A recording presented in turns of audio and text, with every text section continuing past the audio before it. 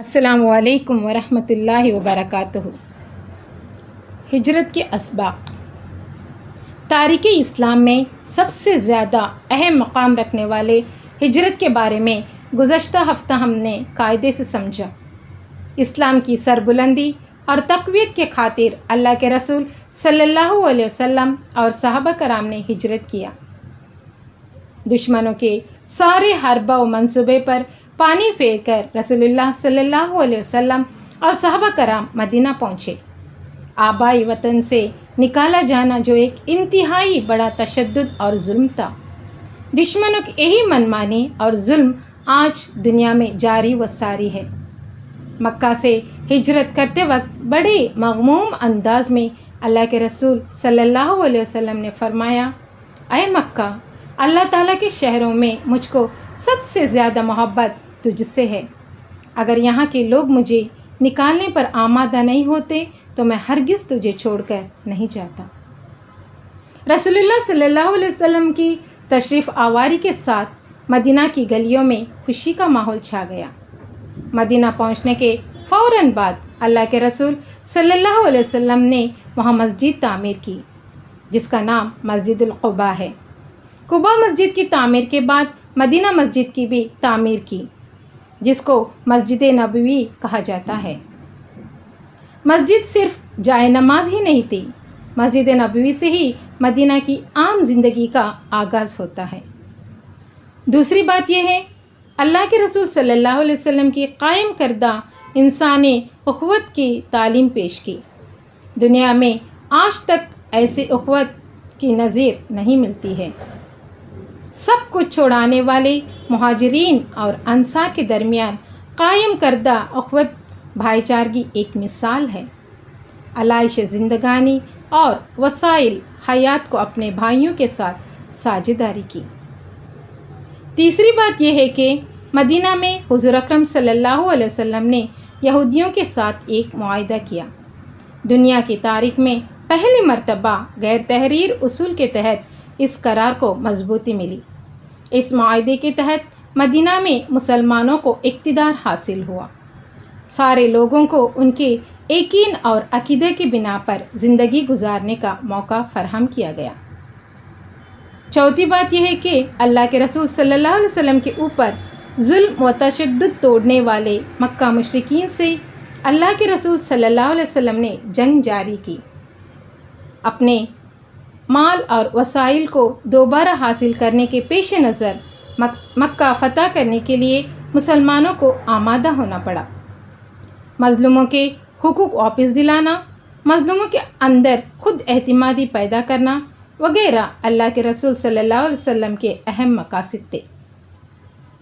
بالکل ہی انصاف کے دائرے میں 10 سالوں میں جنگیں پیش آئیں۔ ان میں دونوں طرف مرنے والوں کی تعداد 1200 سے زائد نہیں ہوئی۔ جنگ کے یودھا، تلوار کے بیٹے اور مسلمانوں سے نفرت کرنے والے ایک سیکنڈ میں لاکھوں لوگوں کو لقمہ اجل بنانے کے واقعات ہیں۔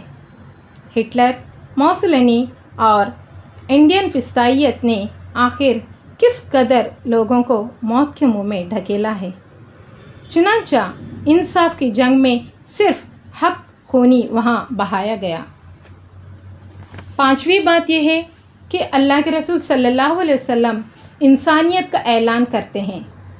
رنگ، نسل، قوم، زبان کی تفریق کے قطعی نظر انسانی انقلاب کا مقصد رکھا جانا، جو رسول اللہ صلی اللہ علیہ وسلم کی تشریف آوری کے بعد ہی انجام تک پہنچا۔ عربی، عجمی، کالے، گورے سب برابر ہیں۔ آدم علیہ السلام کو مٹی سے پیدا کیا گیا ہے۔ اللہ کے رسول صلی اللہ علیہ وسلم کا مساوات کے پیش نظر اعلان تھا۔ حقوق انسانی اور دیگر زندگی کے بنیادی حقوق، عزت، تحفظ، بولنے کی آزادی، دینی آزادی، مالی حفاظت، بھید بھاؤ سے پرہیز اور عدل و انصاف وغیرہ کو اللہ کے رسول صلی اللہ علیہ وسلم نے مدینہ کے اندر عملی جامہ پہنایا۔ ظلم کا سامنا کرنے کے لیے پورے عزم کی ذمہ داری نبھانا جو اللہ کے رسول صلی اللہ علیہ وسلم کا ملی مقصد تھا۔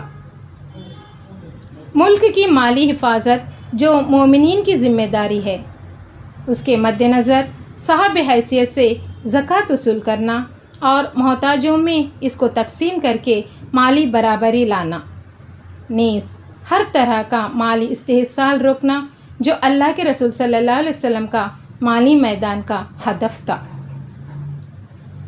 عوام کے اندر ملک کے شہریوں کے اخلاقیات کی حفاظت کرنے کے پیش نظر اللہ کے رسول صلی اللہ علیہ وسلم نے بیداری پیدا کی۔ چوری، ڈکیتی، قتل و غارت گری، شراب، جوا، جنسی بیراروئی، استحصال و ظلم وغیرہ سبھی برائیوں سے نجات کردہ ایک سماج کی تعمیر کرنا اللہ کے رسول صلی اللہ علیہ وسلم کی تمنا تھی۔ خاندان جیسے عظیم نظام کو اللہ کے رسول صلی اللہ علیہ وسلم نے فروغ دیا، نیز خاندانی ترتیب، خاندانی اتحاد کو یقینی بنانے کے لیے اللہ کے رسول صلی اللہ علیہ وسلم نے مومنین کو ذمہ داری بخشی اور خاندان سے قطع رحمی کرنے والے دشمن اور گناہ کے طور پر مانا۔ خواتین کو آزادی اور حقوق فراہم کیے، وہ جو آج تک دنیا کے کسی مجدد نے نہیں دیا۔ عورتوں کو اللہ کے رسول صلی اللہ علیہ وسلم نے مالی مساوات، حقوق کا شعور، اپنے جوڑے کو چننے کی آزادی، وراثت، کمائی کا حق وغیرہ فراہم کروائے۔ شہر مدینہ میں اس قدر عظیم و تہذیب و تمدن و شہریت کو قائم کرنا، تاریخ میں سب سے اعلیٰ تہذیبی مثال کے طور پر مدینہ کو ابھارنا جو مکہ سے مدینہ ہجرت کے سبب ہی ممکن ہوا۔ بغض و کینہ سے پاک، نفرت سے پاک، محبت و الفت سے بھرے ملک و ملت کی سبھی خیرخواہیوں سے لبریز شہر مدینہ تھا۔ اس طرح سے ہر برائیوں سے پاک مدینہ منورہ ہجرت کے اسباب میں آج بھی تابناک مقام رکھتا ہے۔ صلی اللہ علیہ محمد صلی اللہ علیہ